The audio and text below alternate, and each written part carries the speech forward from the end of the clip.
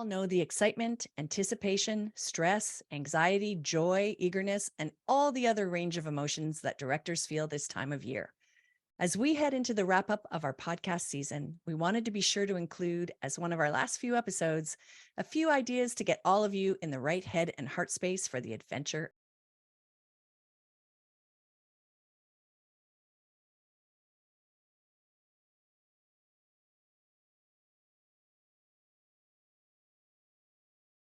You don't lead camp because you love the office. Ultra Camp has everything you need to manage your program so you can spend more time doing what you love. Manage staff, register campers, take payments, and direct communication all in one place. Welcome to Camp Code, a podcast brought to you by Go Camp Pro. We have seen a lot of changes in our industry over the last 10 years since our podcasting adventure first began. The landscape certainly looks very different as we head into the 2023 camp season, and yet the importance of well thought out staff training remains the same. This season, we delve into new topics, new ideas for skill development, coping strategies, and way to support our staff to bring their very best. Yes, the what has certainly changed in the last 10 years, but the why remains the same. Before we dive into today's topic, I'd love to do a round of introductions. So Beth, can you start us off, please? Absolutely. I'm Beth Allison. I am co-owner of Camp Hacker and Go Camp Pro. My pronouns are she, her, and I'm a camp consultant and trainer who loves leadership training. Thank you. And Gabrielle. Hello tout le monde. My name is Gabrielle Rail, and I am one of the camp directors of Camp Borough. We speak in English and in French, and we try to create a positive environment for gender minorities. And my pronouns are she, elle, her. Hey, everybody. My name is Ruby Compton, and my pronouns are she, her. And I am the Chief Exploration Officer for Ruby Outdoors, which is a training and support company based in Asheville, North Carolina, in the heart of the Blue Ridge Mountains, and gearing up for another busy camp season. So here we are. It is getting very close to summertime, and we are those world-class athletes doing our stretches, getting ready to compete in this thing that we've been working towards all this whole year and maybe the many years leading up to. So what are some of the things that we can do to get yourself in the right headspace right now heading into this particular summer? That's what we're going to talk about today, because we all know it's a mental game more so than a physical game. It is a physical game, but mostly mental. Yeah, it's mostly mental. It's like a combo of both, but yes, the mental. Yes. Yeah. All right. So we're going to start off. Beth, what ideas do you have for our listeners? So I came across this quote, I don't know, a few weeks ago, and it's not attributed to anyone, but it really spoke to me when I read it.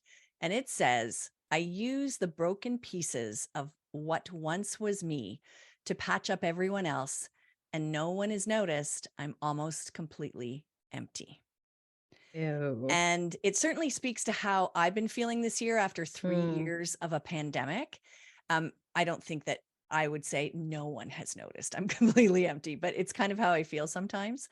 But I also think it can speak to many of us heading into another summer. Well, we're going to be drained of all we have to ensure our campers and our staff and our families are well taken care of. So what can we do now to help ensure that we're going to be prepared and joyfully anticipating what the camp season has to bring?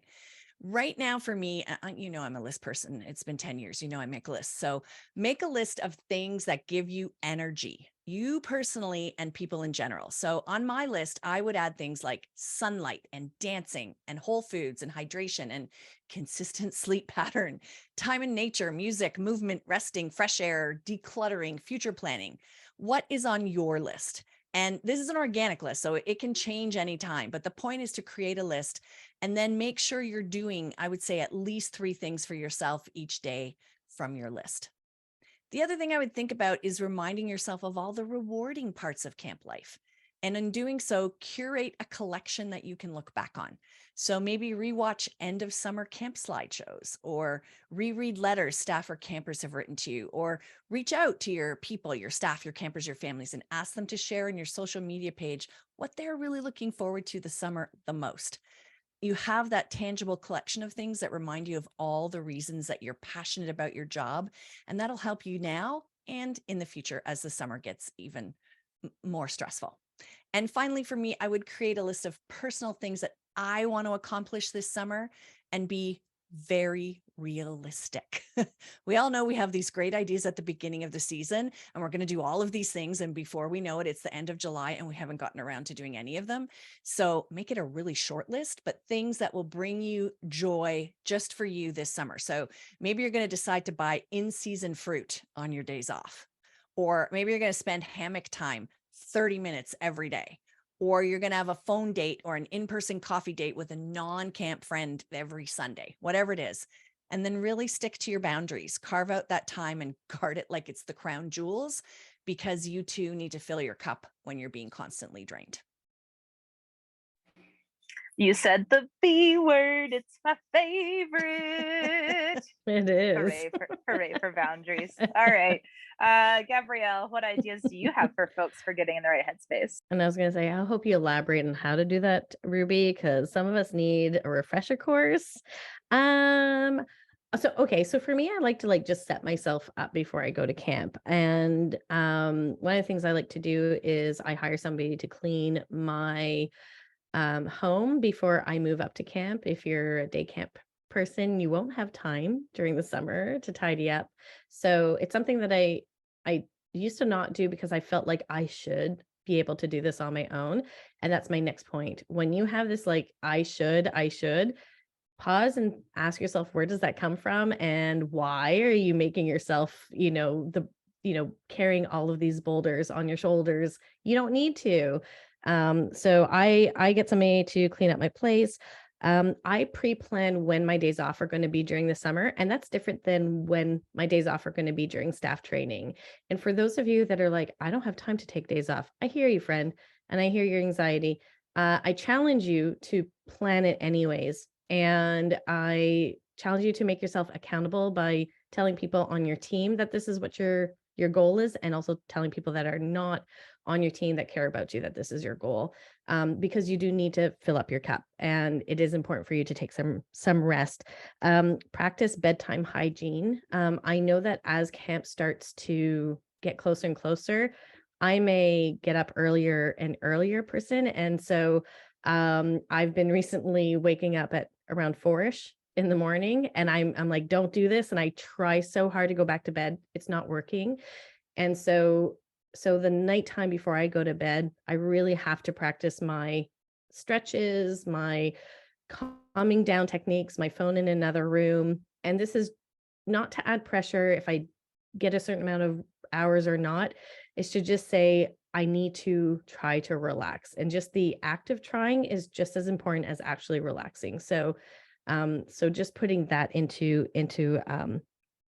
place. And I would say, I've said this so many times, but I'm going to bring it back up. If you're able to get a therapist that you can have conversations with, or somebody that you can talk to, could be another, perhaps it could be a camp consultant, that could be somebody as well. I think it's really, really helpful to help gain perspective, even leading into the summer. And it's your place, it's your, it's private, and you can process the things that you need to process. I've always found that I can see things clearer when I do talk to my therapist. And people pay to go to the gym. Let's destigmatize therapy, and try to see if that works. And of course, there's so many different types of therapy now where you can text, or you can just do it over Zoom. You don't have to be in person. But have that person that is not a family member, not a friend, that you can talk to, so that you can gain some perspective. I love all these suggestions so far, and they're so good, so smart. And I'm going to add just a couple more for now. So this one is for all of our day camp friends. And I know we have some day camp listeners, but so rarely we talk specifically to you. And that is, take the time right now, take an evening sometime this week, and do just some research on easy, fast recipes that you might look forward to cooking either in the evening as a quick dinner when you get home, or you can meal prep over the weekend, or even meal prep in the next few weeks and toss in the freezer and pull out throughout the summer. as well as like breakfasts and lunches that you can look forward to. So many days of a peanut butter sandwich or a sun butter sandwich or whatever it might be, it gets real old. And I'm not going to lie, the days when I was like, oh, I have chicken salad today, it was like so glorious. So it may be time to just add to your repertoire of what some of those recipes might be. One of the ways that I've done that is just simply asking folks, like, what are some of your quick go-to easy recipes that we need to throw something together? What do you do? Or what's some of the meal prep that you like to do, whether that's in the off season or during summer? And I'll ask that just to other camp pros or other folks in my network who are not at camp. And I'm working at a day camp this summer for part of the summer, and that's something I've been thinking about. Is like, gosh, what am I going to eat all summer? So spending a little time thinking about it now will be nice, because I'm not going to have the brain space for it later on to be as creative. I also think this is a great time to make your shopping list of toiletries and other stuff. I realized I thought I was alone on this one, and then I learned that all of my friends who are camp directors did the same thing. That like sometime in May, you go do a big trip to the drugstore, whatever, so that Oh, I yes. can get all my soap and my shampoo and my toilet paper and deodorant. good. So like I don't have to spend my nights off or my days off shopping for that stuff. I just have it for the summer. And there's something really satisfying about like stocking the closet and being like, I'm good. I don't have to worry about this stuff. I know I'm going to have the laundry detergent I need. And I'm not having to run out to the dollar store or the grocery store to grab that stuff on a random night off. So those are my first two suggestions. Do a little thinking now, and it is kind of fun. And probably in the end, you'll end up spending a little bit less money if you do some of that prep work now. All right, at this point, we're going to take a quick break, hear from our sponsors, and we'll be back shortly with more ideas. Exclusive to Camp Code listeners, discover the 10 best marketing tools and tips for camps by visiting ultracampmanagement.com/campcode and downloading UltraCamp's free guide, The Marketing Toolbox. Do you remember why you chose to get into the camping world? UltraCamp knows it wasn't because you loved spreadsheets. That's why they built a platform that's as flexible and affordable as it is powerful, so that you can keep your program moving forward. Pricing is transparent and flexible, and that means that you can rest easy and focus on what's important, your campers. They have a low minimum entry, they have clear pricing with no hidden costs, they have flexible payment terms, and they have no long-term contracts. UltraCamp's goal is to help their clients spend less time in the office and more time doing what they love. If you want to know if UltraCamp is the right fit for you, you can have a free customized demo session, and you can see their software in action. Sign up at ultracampmanagement.com/campcode. All right, my friends, and we are back with more ideas for how to get yourself in the right headspace leading here into the summer and what you can do right now. So Beth, what other ideas do you have? Well, I think many of the answers to this podcast's question have to do with your mental health. What can you do to set yourself up for success? So we talk all the time about staff needing to feel connected, to feel valued and seen and heard. So what can you do right now to give these gifts to yourself? I would take an opportunity to learn whenever possible. And I would share the opportunities with my staff that I'm learning. So not teach them what I'm learning necessarily, but the fact that, hey, I'm out learning something. Maybe I could take a pottery course or learn to whitewater raft or learn a second language. Whatever it is, find something that keeps you interested and engaged and challenged, and then share with your staff that you're out doing these things. I think it's also great role modeling, and it lets them get to know you a bit better, which will help with the last podcast we recorded. The other thing I would think about is finding that work and personal life balance. We know how hard that is during the camp season. What can we do now to practice when it's a little bit easier? So know and acknowledge that it's okay not to work 7 days a week, 16 hours a day right now. That's insane, but we've all done it, especially as spring approaches. So I learned this trick from a friend of mine. Divide your day into 3 sections, morning, afternoon, and evening, and only allow yourself to work 2 of the 3 sections 5 days a week. See if you can manage that for now.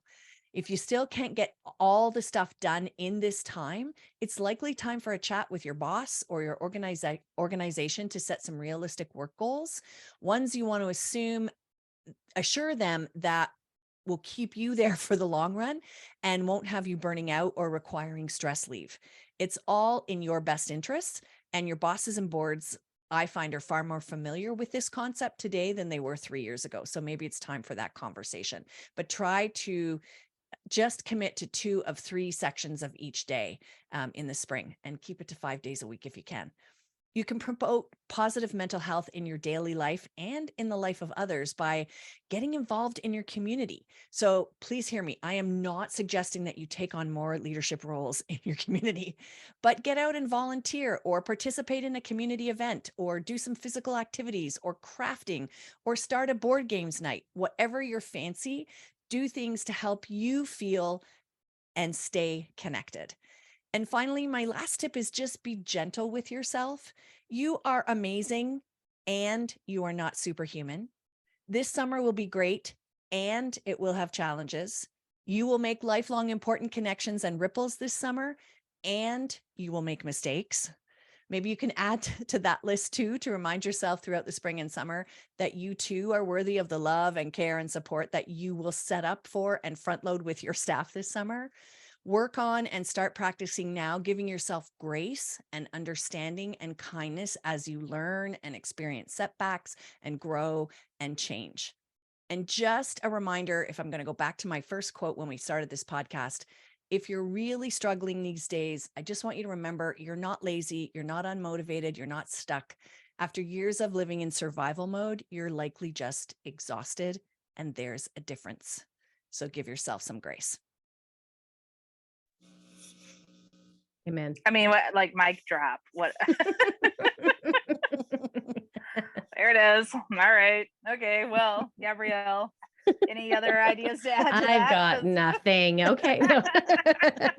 Actually, I want to build on that because Please.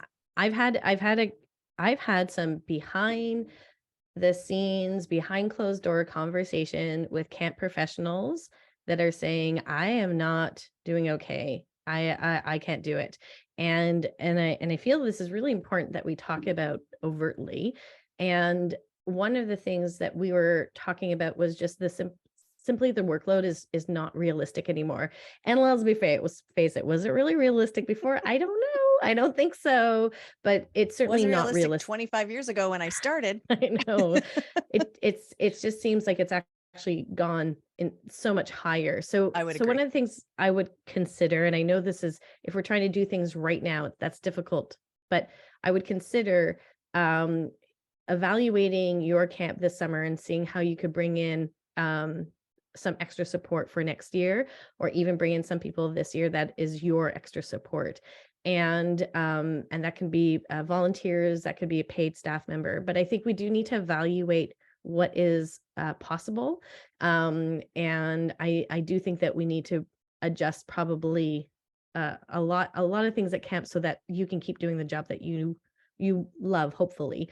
Because at one point we might get to a place where we don't love it so much, and that's a very difficult place to be. So I would look at more support, but not necessarily within the summer camp staff, but somebody that can be your teammate. Easier said than done, I know, but people are starting to do it, and they're having real conversations with their board members or their executives. The other thing I would say is I would ask my question. There's this great there's this wonderful movie, the Muppets Christmas movie, I think is one of the better Christmas movies out there. And there's the grouchy eagle, and he's in Fozzie's mother's house, and he's just standing around a whole bunch of Muppets, and he's just standing there grumpily saying, "Why am I here?" And it's everybody's so joyful, and he's just grumpy. And it's one of my favorite probably scenes in any movie. And I think I want to apply that to if you've been doing camp for a long time and you have certain roles at camp that you do, ask yourself, why are you here? Why are you the one that's leading that piece? Can you pass that on to somebody else? And I know sometimes we get really attached to certain roles, but I think that we can take some pressure off by not having to do all of these different roles. For example, for me, I would train our CITs how to like navigate all the cars on opening day and visitors day. And it was something I used to really, really love. But after doing it for 15 years, I started to not love it as much. I was just using old jokes from before, I don't know, becoming a real dad. And so I passed it on to somebody else, but the question that helped me pass it on to somebody else is, what is the value of me not being here? And I really saw that there are certain staff members that saw me do this speech many times before. They knew how to run this session, and I passed it on to them. And last summer they had so much fun leading the CITs. I got to join in a little bit, but I could take a step back, and wow, the pressure was so off my shoulders because I actually just didn't feel like doing it anymore, and I didn't realize it. And it's like an hour out of the day. It's not something that's hard, but forcing myself to do something that just didn't feel good anymore, it was nice to pass it on. So ask yourself, why are you doing the things that you're doing, and what would be the value of passing it on to somebody else? What could be some positive effects from that? So you can start letting other people take over certain things that they can do. Gabs, you said you wanted me to talk about boundaries, but like that was a brilliant example of drawing boundaries. What? And so often we find those boundaries because we've crossed the line, right? Like we've crossed the boundary line. We're like, I'm really like not feeling this. Or that could look, like triggered or upset or frustrated or however that may be. But generally that's what happens. And so, yeah, if you're noticing that feeling, take a pause, take a look at that boundary, see if there's a way to redraw it, or adjust it, or make it more firm or more permeable. It, kind of depends. So boundaries are doors, not walls. Remember that. Yeah. Love that. So thanks for sharing that, Gabs, and doing the work. Boundaries. I've said it. All right. So here's my last tip for you for the mindset is I recommend thinking of a very specific moment that you are working towards. And yeah, that's right. We're bringing back the old faithful start at the end. Thank you, Beth Allison.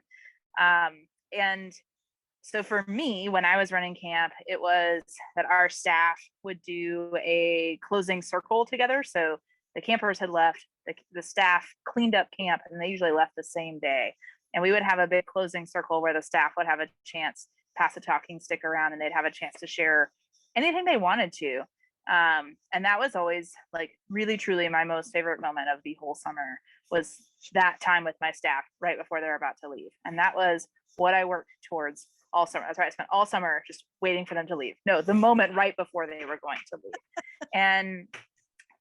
And by always having that time and the picture of what that's going to look like in my head, I know that helped pull me through some of those days when I was tired or had lost focus. It's like, no, I'm always working towards that moment where I want to have these feelings. And so for me to get to that place, I have to do these things now. And I think that sometimes we get so caught up in everything there is to do at camp and we zoom out and it feels like, way too big of a project to take on, or get that analysis paralysis of like, I don't even know where to start. And so give yourself that snapshot, that zoom in moment that is the moment you are working towards, or 2 or 3 moments. That's okay too.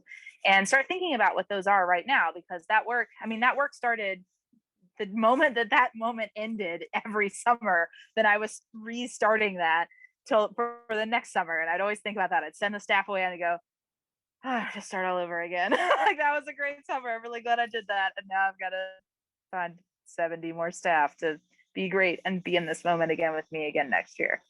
But I always found having that snapshot moment that was in my brain really helped me direct my efforts and keep me focused. And keep in mind too that snapshot moment may change for you year to year. Maybe this year has been a year when your role has changed or your personal life has changed, that your priorities might be different from what they were previously. So don't just assume it's going to be the same kind of snapshot for you this year. Really pause and reflect on what is that moment that you're looking forward to or you're building to this summer. Awesome. Any other notes from anybody before we head off to Gabs for the recap? No, I'm ready for the recap. Can't wait to hear it. All right, recap. Yeah, recap. Actually, it's quite just a list. I'm just excited to list it off. First and foremost, hey, get people to tell you why what you do is awesome. Get those letters and use them when you need to. Create your joy list. Learn something new. Remember a little work-life balance. Hobbies are not just for campers and for staff members. They're for us too. They remind us why camp is awesome. Hey, did you hear about therapy? Do it. Bedtime hygiene is also something that we can practice. Plan your days off ahead of time. Make sure that you're being held accountable so that you are taking that rest. Get your apartment cleaned or your home cleaned, throughout the summer, before the summer. Buy in bulk. Have you ever heard of infinity toilet paper? Well, you will have it if you go to Costco and you get a whole bunch of packs. Then you'll have it and you won't have to stress about it. Evening meals, pre-prep those. That can be for day camp people and also for people that have sleepaways. Sometimes I miss meals, and the little frozen meal in my freezer is very, very helpful. Find some time in the day to make sure that you're taking some time off, and let's reverse engineer those snapshot moments. Remember, we are not superhuman. Be kind to yourself. Camp is hard, and that's why not everybody does what we do. Perfect. Thanks so much for sharing that, Gabrielle. And we'd love to invite all of you all to get involved with the podcast. You can tell us your thoughts on this episode by using #CampCode. You can also tell us what topics you'd like for us to discuss, any guests you'd recommend that we have on the show, what great leadership training tips you have to share. We'd love to hear from you because we're all about sharing in this industry. And if you found this podcast to be useful, please leave a rating and review in your podcasting app of choice. Your feedback really helps keep the show going. And if you want to be in touch, we'd love to hear from you. And even though we're heading into the busy summer season, so we might be a little delayed responding, we'd still love to hear from you. So Beth, how can folks reach you? Our website is gocamp.pro. I'm Beth at gocamp.pro, and I'm on Twitter at Topaz and on Instagram at Topaz_Faye. Perfect. And Gabrielle? You can see where I work at waro.com, and you can get in touch with me at info@waro.com. Brilliant. And you can email me, Ruby at rubyoutdoors.com, or find me on Instagram at rubyoutdoors. For our next podcast, Chris from Transplaining at Camp will be here. The man, the myth, the legend. You may have seen him at a variety of conferences this spring. He's been busy traveling all over, hired a full-time employee. So many exciting things going on for Transplaining at Camp. So we're stoked to have Chris join us on the podcast. Our final segment on each podcast is a best practice for leadership training, and we would love to hear some of your most memorable moments or most effective tips. And you can tell us what they are using that #CampCode. And today, Gabrielle has a tip for us. I have a tip in the sense that this summer, a friend of mine created like a mini care package for me, but it was something that I could use on my person all summer long. Natasha Nerdoza, thank you very much. A fanny pack, hip pack, whatever you call it, but something that you can, that's tiny enough that you can bring with yourself everywhere. And it's not the bag itself that was amazing. It was what she put into it. So basically, she curated my favorite pens that I adore.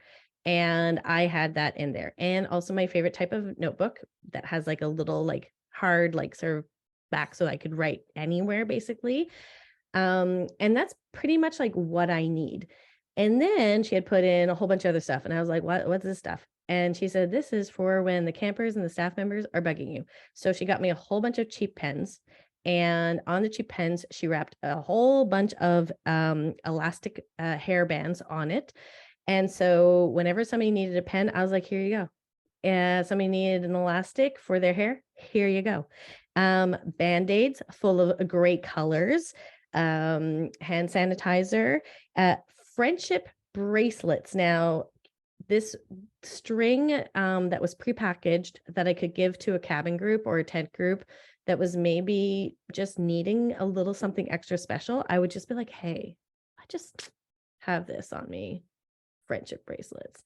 And they'd be like, oh my gosh. I was like, just don't tell anybody because I don't have enough. But I had a whole bunch in my cabin and I kept refilling it and it worked wonders. And I also had little cue cards that I could give to campers so that they could draw on with the pen if they needed to. And cue cards fit very, very well. This actually, I thought this was so kind of maybe insignificant, but I had it, she gave it to me 3 weeks before the end of camp. and I will never go back. This sort of kit that I could just give to other people if they needed things was really, really, really helpful. And I know that camp directors have this on them as well. I just want to reiterate that these are the type of things that can build stress for camp directors. And if you just have this on you, like Sharpies, all that kind of stuff, it's just nice to have. So thanks to Natasha, and I'm looking forward to replenishing that kit for the summer. I am looking forward to seeing our listeners' backpacks and hip packs and whatever they're carrying with all their little secret tricks and tips. So yeah, throw those on social media using the hashtag Camp Code. I'd love to see those. And while we're talking about it, Camp Code is a part of the Go Camp Pro podcast network. You can check out our other podcasts at gocamp.pro/podcasts. There are 7 podcasts in all, each with a different focus to help as many camp folks as we can. Give them a listen. And from all of us here at Camp Code, thanks for listening, friends.